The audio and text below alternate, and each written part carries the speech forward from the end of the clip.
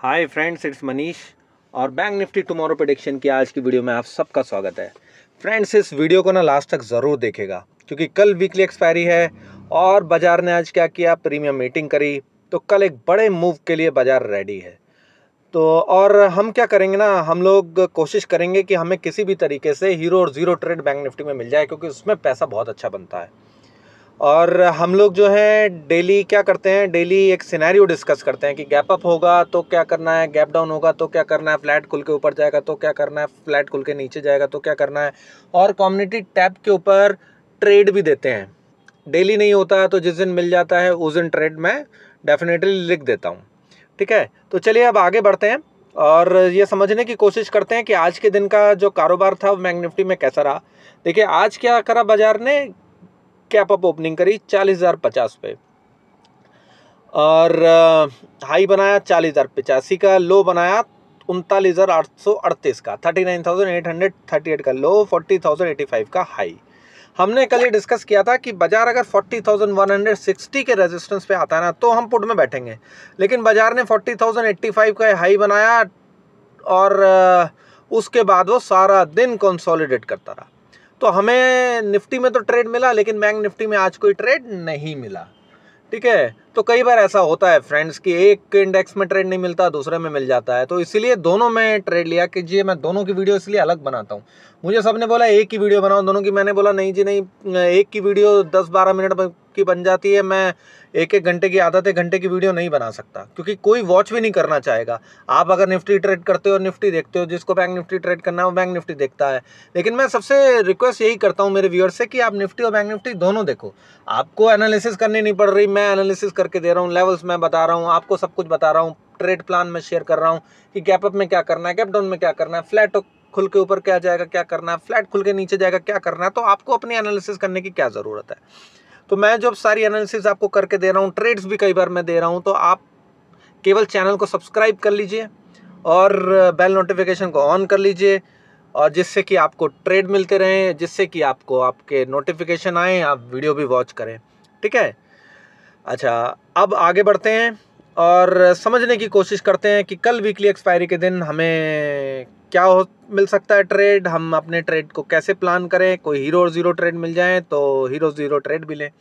तो मैंने सबसे पहले आपके सामने एक टाइम फ्रेम ओपन कर रखा है। क्या टाइम फ्रेम है?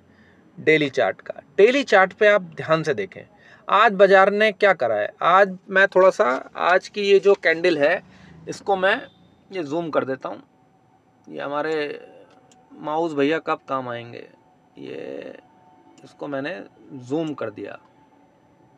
आज की कैंडल को आप ध्यान से देखिएगा फ्रेंड्स। ठीक है, आज की आपको ये कैंडल एक डोजी टाइप ऑफ कैंडल तो दिख रही है, लेकिन इस कैंडल के ऊपर आप देखेंगे तो बुल्स जो हैं वो खुश होंगे। क्यों होंगे? क्योंकि भैया कल की जो डे हाई था उसके ऊपर जाके क्लोज दिया बाजार ने। ठीक है, बुल्स तो बहुत खुश होंगे। बियर्स कह रहे होंगे जी देखो आज हमने बाजार को ब्रेकआउट के बावजूद भी रोक लिया, एक डोजी कैंडल बनाई है और सारा दिन साइडवेज मूव आया है और वो भी लो वॉल्यूम के साथ आया है। तो बाजार किसी भी तरीके से बुलिश नहीं है और कल वीकली एक्सपायरी है तो कल फिर बड़ा मूव आएगा ऊपर या नीचे का। ठीक है, तो इसलिए अब आज की रेजिस्टेंस आज की एनालिसिस बहुत ज़्यादा इंपॉर्टेंट होगी। ठीक, तो आज जो मैं लेवल बताऊंगा ना उसे आप कागज़ पेन पे ना नोट कर लीजिए, नहीं तो आप जहां भी नोट करते हैं किसी नोट पैड पे, वहां पे नोट पैड पे सेव कर लीजिए, कहीं भी सेव कर लीजिए जिससे कि आपको कल हेल्प मिले ट्रेड करने में। अब मैं सीधा आपको ओवरली चार्ट पे लेके चलता हूँ। ओवरली चार्ट पे आपको थोड़ी सी ड्राइंग ज़्यादा दिख रही होगी और मैं इस पर आपको रोकूंगा भी नहीं।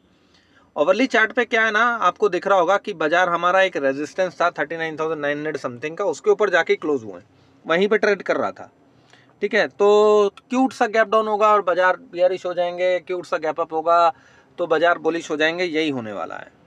ये तो ओवरली चार्ट के हिसाब से है, लेकिन इंट्राडे में इस तरीके से ट्रेड नहीं होता है। इंट्राडे के लिए अब हमारे को 5 मिनट चार्ट पे चलना पड़ेगा और सब कुछ देखना पड़ेगा कि यहाँ पे क्या पॉसिबिलिटी बन रही है क्या नहीं बन रही है, तभी हम लोग अपना ट्रेड प्लान कल के लिए कर सकते हैं। तो अब हम जो अपनी वीडियो का जो सबसे इम्पोर्टेंट पार्ट है 5 मिनट चार्ट पे जो हम एनालिसिस करते हैं उसके ऊपर मैं आ रहा हूँ। सॉरी, ये मेरी ट्रेंड लाइन हिल गई, ये माउस की वजह से। मैंने इसको सेट कर दिया। अच्छा, अब हम आगे चलते हैं 5 मिनट चार्ट पे। देखिए 5 मिनट चार्ट पे कल हमने क्या डिस्कस किया था कि ट्रायंगल पैटर्न बन रहा था और ट्रेंड लाइन को बाजार फॉलो कर रहा था। तो बाजार ने ट्रायंगल पैटर्न के ऊपर ब्रेकआउट देके आज क्या करा, आज लगभग उसके टारगेट को अचीव कर दिया। अब 40,140 बाजार को आना चाहिए था, बाजार ने थोड़ा सा उसके नीचे ही हाई बना के वहीं कंसोलिडेट किया ताकि लोग जो है ना आज कमा ना पाए। आज साजिश यही रची गई कि आज कोई कमाए ना, अदरवाइज 40,140 पे खुलता तो हम आराम से 25-30 पॉइंट 60-70 पॉइंट का स्टॉप लॉस लगा के ट्रेड लेते हैं, और हमने तैयारी करी भी थी उसके लिए। अब देखिए कल क्या है, अगर बाजार 40,140 के लेवल के ऊपर जाके ओपन हो गया या फिर वहीं कहीं ओपन हो गया और वहाँ पे रेजिस्टेंस फेस किया, तो जैसे कि कल हमने डिस्कस किया था कि हम लोग वहाँ पे 60-70 पॉइंट का स्टॉप लॉस लगाएंगे, पुट में बैठेंगे। पहला टारगेट होगा 40,000, दूसरा टारगेट होगा 39,800, 39,800। ठीक है, अभी भी ये कल का ट्रेड कल फिर से एक्टिव हो सकता है, मतलब जो आज आना चाहिए था वो कल एक्टिव हो जाएगा, तो भी हम कल करेंगे।